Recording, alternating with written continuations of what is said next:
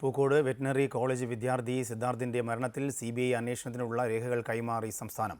ഡൽഹിയിലെ പേഴ്സണൽ മന്ത്രാലയത്തിൽ നേരിട്ടെത്തി special cell DYSP Srikanth രേഖകൾ കൈമാറി. എന്നാൽ മുഖ്യമന്ത്രിയുടെ വസതിക്ക് മുന്നിൽ പ്രഖ്യാപിച്ച സമരത്തിൽ നിന്നും പിന്നോട്ടില്ല എന്ന് സിദ്ധാർത്ഥിന്റെ അച്ഛൻ ജയപ്രകാശ് പറഞ്ഞു. സിദ്ധാർത്ഥിന്റെ മരണത്തിൽ CBI അന്വേഷണം ആവശ്യപ്പെട്ടുള്ള വിജ്ഞാപനം വിവാദമായതോടെയാണ് സംസ്ഥാനത്തിന്റെ ഭാഗത്തുനിന്ന് ഉണർന്നു പ്രവർത്തിച്ചുള്ള നീക്കമുണ്ടായത്. സംസ്ഥാന സർക്കാർ ചുമതലപ്പെടുത്തിയ ഉദ്യോഗസ്ഥനെ ഡൽഹിയിലേക്ക് രേഖകളുമായി ഇന്നലെ തന്നെ മുതിർന്ന ഉദ്യോഗസ്ഥർ അയച്ചിരുന്നു. ഡൽഹിയിലെത്തിയ സ്പെഷ്യൽ സെൽ ഡിവൈഎസ്പി ശ്രീകാന്ത് കേന്ദ്ര പേഴ്സണൽ കാര്യ മന്ത്രാലയത്തിന് സംസ്ഥാനത്തിന്റെ രേഖകൾ ഇന്ന് കൈമാറി. ഒപ്പം CBIക്ക് ഇത് സംബന്ധിച്ച റിപ്പോർട്ട് നൽകി.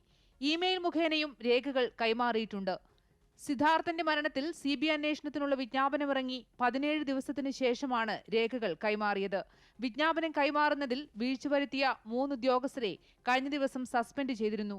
അതേസമയം CBI അന്വേഷണം വൈകിപ്പിച്ച് തെളിവ് നശിപ്പിക്കാനുള്ള സർക്കാരിന്റെ ശ്രമത്തിനെതിരെ മുഖ്യമന്ത്രിയുടെ വസതിക്ക് മുന്നിൽ പ്രഖ്യാപിച്ച സമരത്തിൽ നിന്ന് പിന്നോട്ടില്ലെന്ന് സിദ്ധാർത്ഥന്റെ അച്ഛൻ ജയപ്രകാശ് പറഞ്ഞു. എന്നാൽ റിപ്പോർട്ടുകളെല്ലാം കൈമാറുകയും വീഴ്ച വരുത്തിയവരെ സസ്പെൻഡ് ചെയ്യുകയും ചെയ്തതോടെ വിവാദം അവസാനിച്ചെന്നാണ് സർക്കാർ വാദം. നിലവിൽ കേന്ദ്രത്തിന്റെ മുന്നിൽ CBI അന്വേഷണം ആവശ്യപ്പെട്ട് രേഖകൾ എത്തുക കൂടി ചെയ്തതോടെ ഇനി വിവാദത്തിൽ നിന്ന് തലയൂരി പഴിചാരൽ നടത്താനാകും സർക്കാർ ശ്രമം. അമൃത ന്യൂസ്, തിരുവനന്തപുരം.